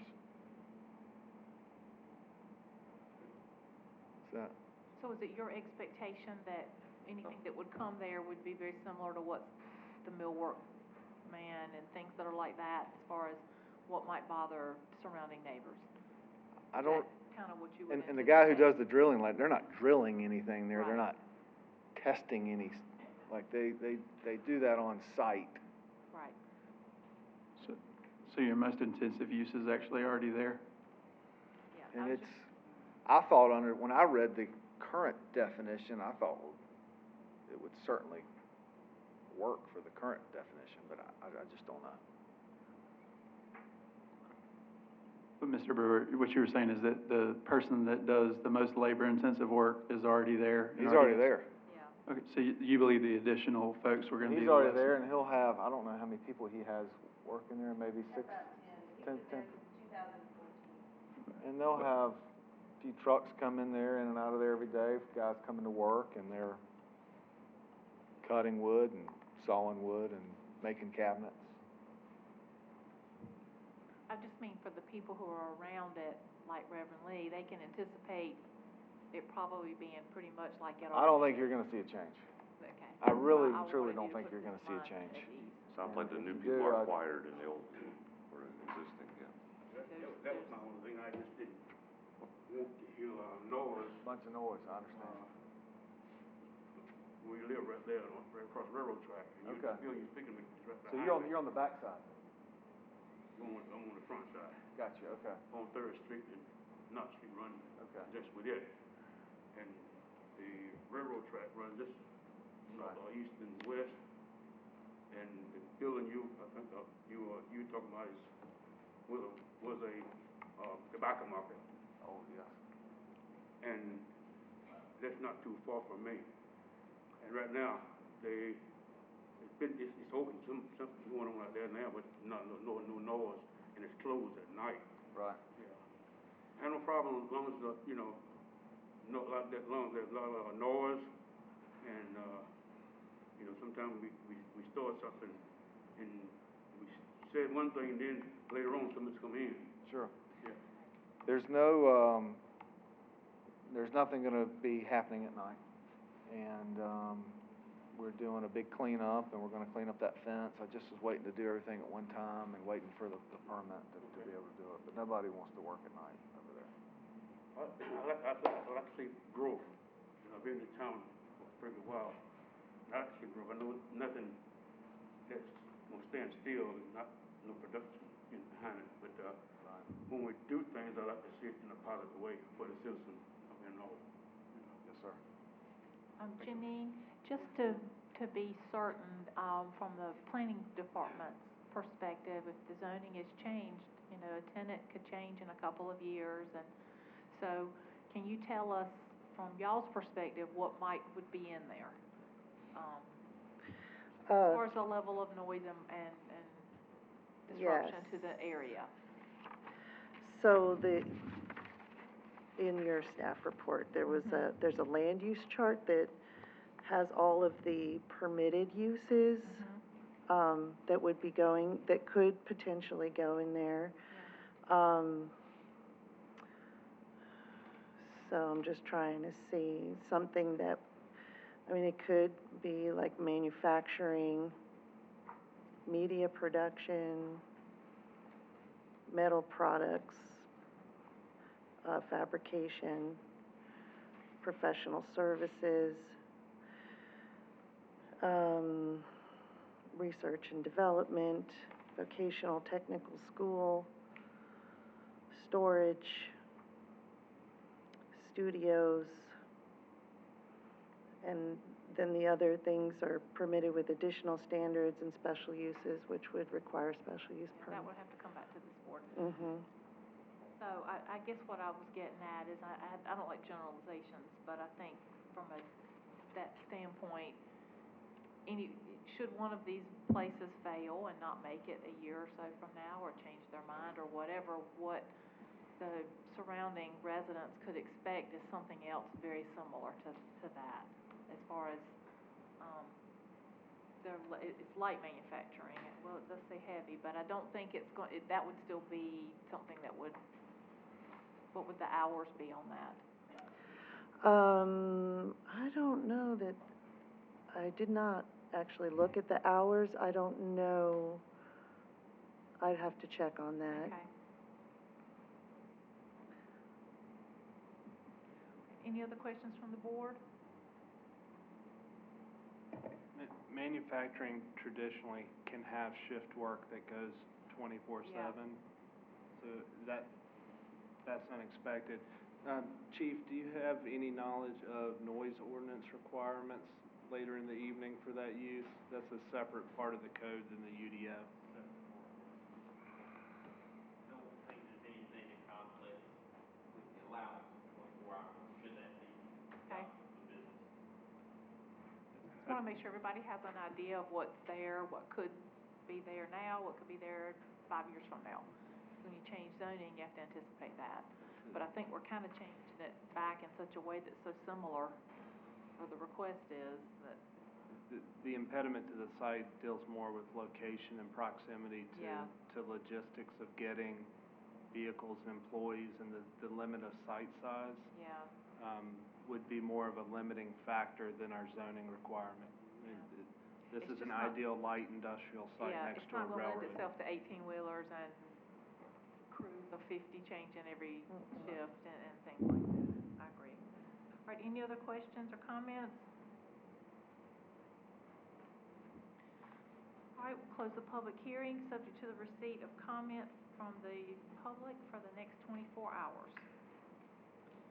And the last public hearing tonight, item 5D, is a public hearing on zoning text amendment to comply with Chapter 160D of the North Carolina General Statutes. Yes. Okay, so this is round number 6 of the 160D proposed text amendments. And this one deals with quasi-judicial decisions, administrative decisions, vested rights, and permit choice. These items are from the checklist that was provided by the School of Government to provide development approvals in writing that may be provided in print, electronic form. If electronic form is used, then it must be protected from further editing. We had to provide the applications for development approvals be made by a person with an interest in the property or a contract to purchase the property. We had to make, this next one is dealing with permit choice. If the applicant elected determination under prior rules, we had to provide written notice of determination and require an official who made a decision or his or her successor, if the official is no longer employed, to appear as a witness in an appeal, and to recognize multi-phase development long-term projects of at least 25 acres with vesting up to 7 years. So for the first item, to provide development approvals in writing, we just added some language to section 15.2 of the UDO to provide that applications for development approvals be made by a person with property interest. Again, we added language from 160D to section 15.2, requires applications for development approvals to be made by the landowner, leasee, person holding option to purchase or lease land, or an agent of the landowner. Must not make an applicant wait for final action on a proposed change before proceeding if the applicant elected determination under prior rules. This is giving the applicant choice of the version of development regulation to apply to the application when said regulation was changed between the time the application was submitted and a decision is made. That's referred to as a permit choice. Providing written notice of determination, we added language to section 15.3, administrator, where the administrator has authority to make determinations. We added the written request for determination was required, administrator to respond in writing within 30 days, and the mode of written notice. Must require the official who made the decision to appear as a witness in an appeal. So again, we added language from 160D.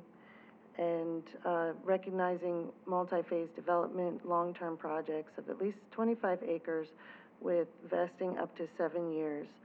So we added that language from 160D for a development to be vested for 7 years if it meets the following criteria: more than 25 acres, more than one phase, and subject to a master development plan with elements including requirement to offer land for public use. At their June 21st Planning Board meeting, they voted unanimously to recommend approval of the requested text amendment. And this is consistent with the comprehensive plan supporting key principle number 9. And staff recommends approval of the text amendment. And I will take any questions if you have them. All right, this is a public hearing. Is there any questions from the board? The last section, the most recent section of PD. All right, we'll close the public hearing and take it up at our next meeting. Thank you. Thank you. Excuse me, Mayor Gray. Is this possible to put on the consent agenda if we receive no public comment? Okay. I would like to see that if no other commissioners have any problems with that. Okay, all right, thank you. Thank you. I'm pretty sure, based on the draft agenda, that it's currently on consent. Yeah. Okay, thank you. We did it last time on consent, didn't we? Yeah. All right, we're moving into our administrative items. Item 6A is the approval of sidewalk improvements for 4th Street. I'm going to hear from the town manager. Good evening. Well, we didn't get too far into the new fiscal year before a project that was not in the budget came before us that needed more immediate redress. And so staff is presenting tonight and requesting a motion to authorize expenditure of funds not to exceed $60,000 for the replacement, repair, and improvements to the sidewalk on 4th Street between Pine Street and Main Street. That's the section out here in front of East Wake Education Foundation, and then further down to the commercial building on the corner that's been renovated. The replacement project would include concrete sidewalk, drainage replacement, curb repairs. There's some old utility obstructions to be removed, and it also gives us an opportunity to put benches and things that are in the downtown streetscape to beautify that section of block as well.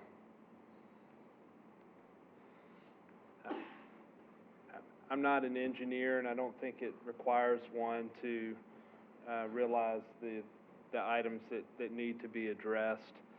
But part of it is when you get with slopes like this with this curb cut, it's a curb cut to an old entrance that's no longer needed by any of the uses. And what it does is create a risk management and ADA concern in this sidewalk section. So replacing that out.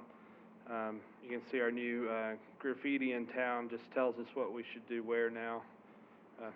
replace curb on there from our Public Works Department. The concrete is degrading to the point, from the drainage underneath and just lack of maintenance over years, to the point that it's crumbling, falling apart. It's no longer ADA accessible in those areas. The diagonal cracks that you see deal with old drainage pipes that ran underneath the concrete. All of our concrete contractors that have looked at this say that that's typical when you try and lay a pipe underneath concrete, eventually get those cracks on top. And they're all suggesting instead to do the manufactured trench with cover that you see when, in a more modern cross-section. And so the project would include replacing out those drainage areas with the appropriate design drainage. And there you see an old standpipe that's no longer, we hope, connected to our water system. And we'll verify and get those obstructions. It leaves the new poles that AT&T put out there, but it replaces all the concrete from one area near a corner down to the next. The area between the curb and the poles is sufficient for ADA access along the sidewalk. So the area pretty much from the poles back to the building wall is eligible for some kind of streetscape improvement over time. The property owner for the building on the corner also mentioned that his building was eligible, and he was a willing owner for any kind of public art in the future on that wall as well. Happy to take any questions. As far as funding, we'll try and incorporate this into revenues that exceed budget and expenses below at the end of year budget amendment. Anything that we're not able to do that would be pulled from general fund reserve to cover the balance. Currently, we have $7,500 in sidewalk repair. As you may recall, our sidewalk replacement program starts next fiscal year in '23, so then we'll have a larger pot of money planned to deal with replacement like this. When we receive public concerns about the safety in an area, though, from a negligence and risk management standpoint, I have to bring projects like this to you a little quicker. While we don't have a specific insurance claim or incident on this section of sidewalk, we have been put on notice that it's unsafe by a member of the public, and so we need to act in an appropriate time frame. Are there any potential pitfalls that turn a $60,000 project into a $160,000 project? Yes. We don't know what's underneath the sidewalk, and if the sub-base isn't sufficient to withstand pouring new sidewalk, then there might have to be something done with the subgrading. Other than that, not so much. I will say that the anticipated bids will likely come in between $30,000 and $50,000, and then there's a little bit of play for material cost, unforeseen contingency, and street furbishings in that up to amount. So hopefully we've accounted for that. Thank you, sir. Any other questions or comments? Make a motion to approve the sidewalk improvements on 4th Street. Okay, we have a motion to approve the sidewalk improvements on 4th Street. Is there any discussion on the motion? Nope. Okay, all in favor? Aye. All right. Thank you. Item 6B, the Bearded Bee alcohol waiver request for Saturday, July 31st and Saturday, September 15th. You may recall the board approved an extension of premises and alcohol waiver request for Bearded Bee earlier this year. At the time that Bearded Bee submitted, they actually submitted 3 dates, and they've been working with us on waiting to see what the executive orders were in place for public health at the time of events. When the initial application came in, there was still an executive order that limited spacing and allowed for an extension of premises that would double their occupancy. Those occupancy requirements and spacing requirements have been lifted, so Bearded Bee benefited by holding these 2 dates, but these are 2 dates that they're requesting for similar events. It's a use of Campin Row, the alley in between Perry's and Bearded Bee, just as it was designed and planned for, to be shut down and used for an event space in coordination with other downtown business.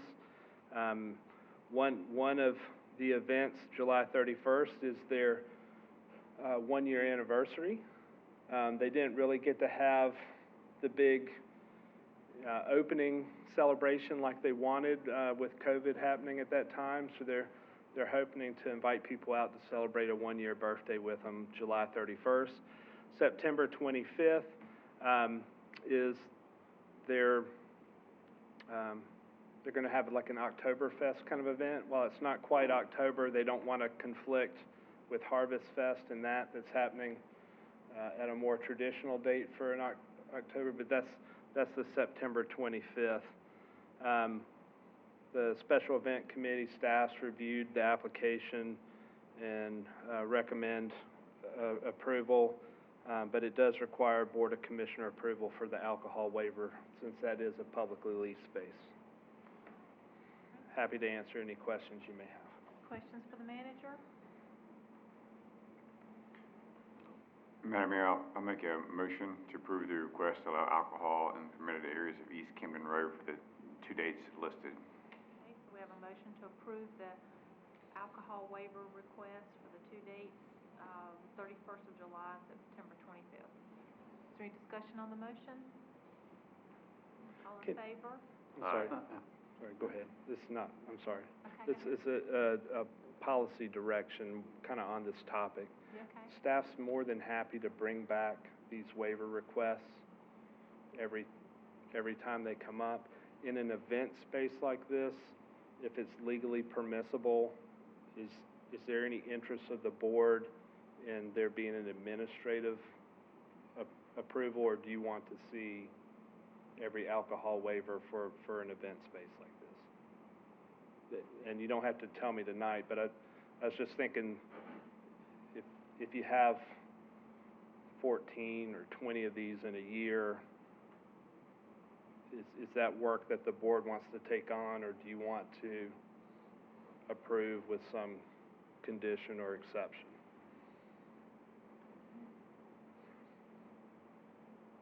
Everybody wants to think about it. Okay. We're working on another tweak on the special event application and permitting dealing with solid waste, and so it's a good opportunity for us to kind of come back if that's an area that strikes someone's interest. So if that is of interest to you, if you give me a call or text or email the next couple weeks, that'd be helpful. Thank you so much. All right, moving into our other business, we have one update tonight, the Wendell Volunteer Fire Department and Commissioner Joyner. Thank you, Madam Mayor. As, like with most forms of local government, the first month of the calendar year was slower for the fire department. From a management perspective, I was unable to attend the board meeting, misspoke with Chief. Additionally, just want to remind everyone that this is the time of year that those black clouds show up in the afternoons out of nowhere. They knock out power. They put water in places where water isn't supposed to be, sometimes across roadways, and sometimes out of the culvert ditch in the front of your yard. My personal piece on that is clean the culvert out in front of your yard. It will help stormwater move. But be aware as we move into hurricane season and the weather's a little more unpredictable in the fall. The fire department would certainly appreciate your caution as you drive through town.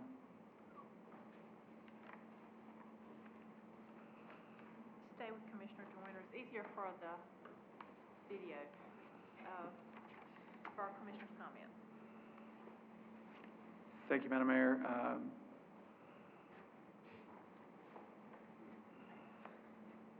Did the fire department. There's a lot, as you have picked up on, there's a lot happening in Wendell. Certainly appreciate folks being here, expressing their thoughts on some of the development issues. Keep your eyes peeled, not only to the Town of Wendell's website and social media, but also other community groups. I think that tonight is probably the fourth time this week I've heard we're cranking back up now. Be on the lookout. If the church calendar, the town calendar, and some of the other business calendars I've seen is any indication, we are set up for a busy fall.